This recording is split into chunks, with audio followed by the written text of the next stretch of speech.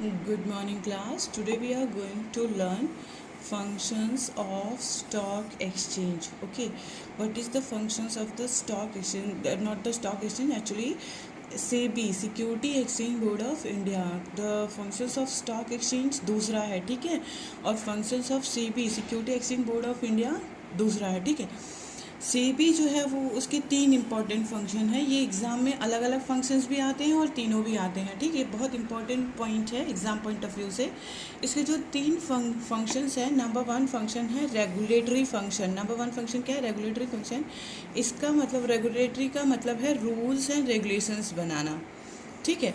Regulatory function मतलब rules and regulations बनाना कि कैसे सारे एक्सचेंज जो है वो रन आउट करेंगे, क्या उनका रूल होगा, क्या वो रेगुलेशन होगा. दूसरा development function. It's a responsibility of SEBI कि वो डेवलप करे. किसको डेवलप करे? इन्वेस्टर्स को भी डेवलप करे जो उसमें इन्वेस्ट कर रहा है, एज वेल एज एक्सचेंज को भी डेवलप करे ताकि एक्सचेंज आगे आगे बढ़ता चला जाए, ठीक है. कोई भी एक्सचेंज हो, चाहे वो रीजनल स्टॉक एक्सचेंज हो, चाहे नेशनल स्टॉक एक्सचेंज हो, चाहे OTCEI हो, सबकी डेवलपमेंट की रिस्पॉन्सिबिलिटी जो है वो सेबी के ऊपर होती है, ठीक है. और थर्ड वन है प्रोटेक्टिव फंक्शंस. प्रोटेक्ट भी करना. किसको प्रोटेक्ट करना? इन्वेस्टर्स को प्रोटेक्ट करना माल प्रैक्टिसेस से.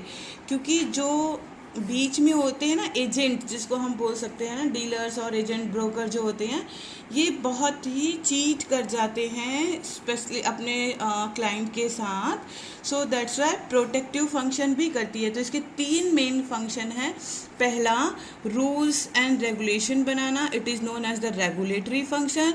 दूसरा डेवलप करना, ठीक है, it is known as the developmentary function. और तीसरा प्रोटेक्ट करना, ठीक है. जो आपके पेरेंट्स करते हैं सेम वही है. देखो, जो आपके पेरेंट्स करते हैं सेम वही चीज़ है. आपके पेरेंट्स आपके लिए रूल्स एंड रेगुलेशंस बनाते हैं ना कि भाई इतने बजे तक घर में आ जाना है, इतने बजे बाहर जाना है, इतने बजे तक ही खेलना है, इतने बजे तक पढ़ना है, इस स्कूल में पढ़ना है. So rules and regulation made by your parents for you. फिर आपके डेवलपमेंट का पूरा वो करते हैं ना कि भाई आप कहाँ पढ़ोगे, कैसे पढ़ोगे, क्या स्ट्रीम से पढ़ोगे, कौन सी कोचिंग जाओगे, कौन से स्कूल जाओगे, और कौन सी बुक्स लोगे, कौन से मीडियम से पढ़ोगे. सो ऑल डेवलपमेंट, आपकी डेवलपमेंट की पूरी तैयारी वो करते हैं, प्लस आपको प्रोटेक्ट भी करते हैं. तो जो आपके पेरेंट्स आपके लिए करते हैं 3 चीज़, वही सेबी करती है किसके लिए? एक्सचेंज के लिए. तीनों एक्सचेंज के लिए. तीनों एक्सचेंज कौन से हैं आपके? एक तो है रीजनल स्टॉक एक्सचेंज, दूसरा नेशनल स्टॉक एक्सचेंज, और तीसरा कौन सा है? OTCEI, over the counter exchange board of India. Now let us go for the regulatory function. Regulatory function में क्या क्या आता है, ठीक है. ये 6 मार्क का क्वेश्चन आता है. Describe regulatory function. ये 1 मार्क में भी क्वेश्चन आते हैं. जैसे ये दिया होगा कि SEBI will do the registration of brokers and sub brokers which function is this. तो आप बता पाओगे कि रेगुलेटरी फंक्शन हम पहले भी देख चुके. What do you mean by regulatory function? Regulatory function means making rules, ना, making rules for the exchange. Now number 1, what they are doing in a regulatory function? Who? SEBI. ये किसका function है? SEBI का function है. What SEBI will do? क्या क्या करेगी SEBI regulatory function के अंडर में, ठीक है.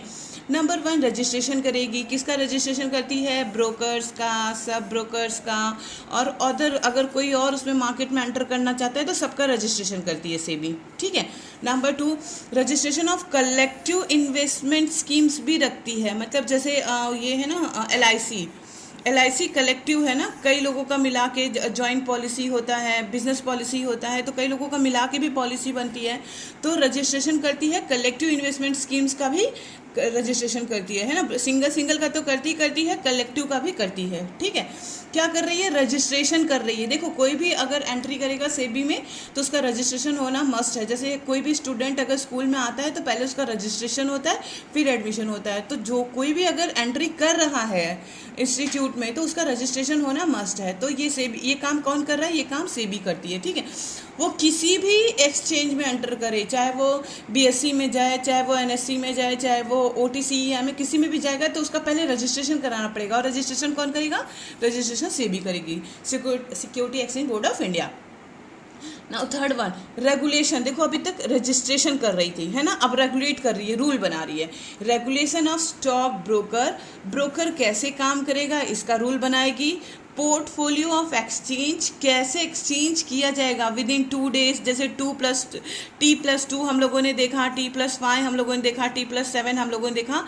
तो किस प्रोसेस से कैसे उसको एक्सचेंज किया जाएगा सिक्योरिटीज़, अंडरराइटर्स को क्या, अंडरराइटर कैसे अपना काम करेगा, एंड मर्चेंट बैंकर्स, बीच में जो बैंक है मर्चेंट बैंक जो है वो कैसे अपना काम करेगी। सबके लिए क्या बनाती है, रूल बनाती है। किसके लिए, ब्रोकर के लिए, जो एक्सचेंज होगा शेयर उसके लिए, अंडरराइटर के लिए, मर्चेंट बैंकर के लिए, मतलब जितने लोग सेबी में इन्वॉल्व हैं सबके रूल्स एंड रेगुलेशंस बनाएगी, रेगुलेट करेगी। क्लियर है।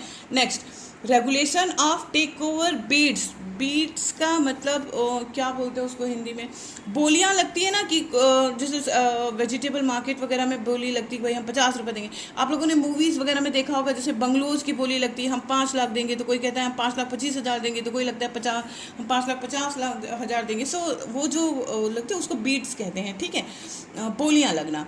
तो रेगुलेशन बनाता है, बोली जो बोली लगती है कंपनीज की शेयर की, कि भाई इसके शेयर हम 100 रुपये में खरीदेंगे, कोई कहेगा हम 150 रुपये में, उसमें रेगुलेशन करता है, रूल्स बनाता है कि ऐसा नहीं कि जितने का मन हो उतने का खरीद के ले जाओ।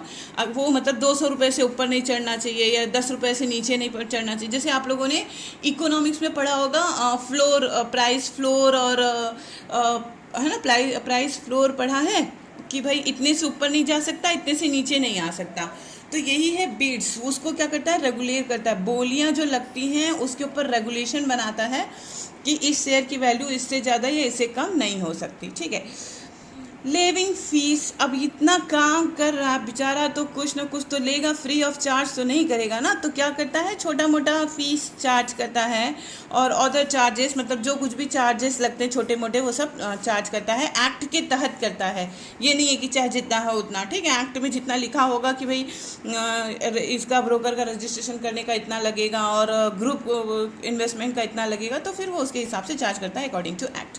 नाउ सेबी कंडक्ट इंस्पेक्शन भी कराता है, इंक्वायरीज भी कराता है और ऑडिट भी कराता है। Audit of exchange board, stock exchange of board. Audit का मतलब होता है फाइनेंशियल इंस्पेक्शन, कितने पैसे आ रहे हैं, जा रहे हैं, कहाँ जा रहे हैं, कितना इंटरेस्ट लग रहा है, कितना डिविडेंड डिक्लेयर कर रही है कौन सी कंपनी, कितना मतलब चार्ज काटे जा रहे हैं। So that is the audit. Financial जो इंस्पेक्शन होता है वो ऑडिट होता है। ठीक है, और तो ये इंस्पेक्शन भी कराती है, इंक्वायरीज भी कराती है, ऑडिट भी कराती है security exchange board of India. Clear.